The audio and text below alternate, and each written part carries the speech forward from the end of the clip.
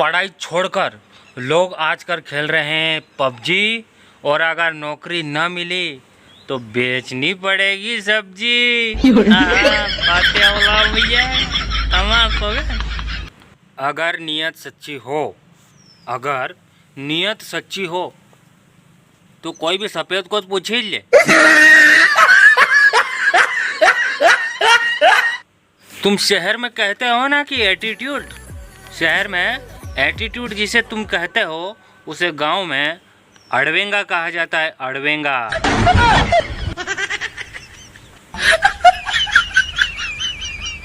वो तो हाउरियो दादा, अपना मांडा आई जो गया कहीं क्या विदेश विदेश में वही जाता नहीं तो वहाँ वीजा लेने जाता तो अपने हाथों बीघा जमीन में चल जाना पड़ता हमारा होगा।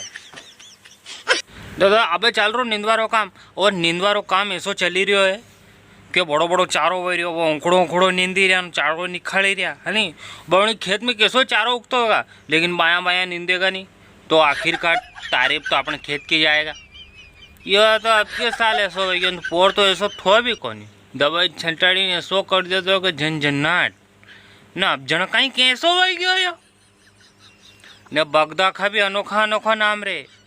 हाँ, बोकनी न चारो न बगदो न कहाँ कहीं कहीं बगदो हुए दादा आपका होगा। का मैंने सुना है कि मोटा टीला वाला सासू जी थोड़ा खतरनाक रे।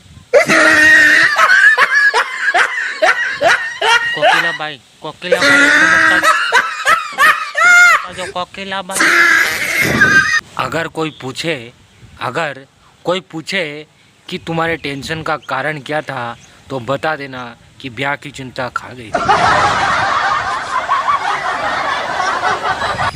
रोते हुए कितनी क्यूट सी लग रही थी वो, फिर एकदम उसकी नाक से गुब्बारा निकला और मैं तो विचार में पड़ गया। आपका हो गया। अरे यार दादा, मैं एक दुकानदार के वहाँ साड़ी लेने गया, दुकानदार से जाके बोला कि साड़ी निकालो, तो दुकानदार बोला कि भैया भाभी जी के निकालूं या और कोई ढंग की दिखाऊं।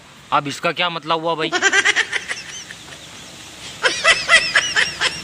आजकल की दुनिया में पति पत्नी एक दूसरे को छू सकते हैं लेकिन मोबाइल को नहीं। सही साठ बात।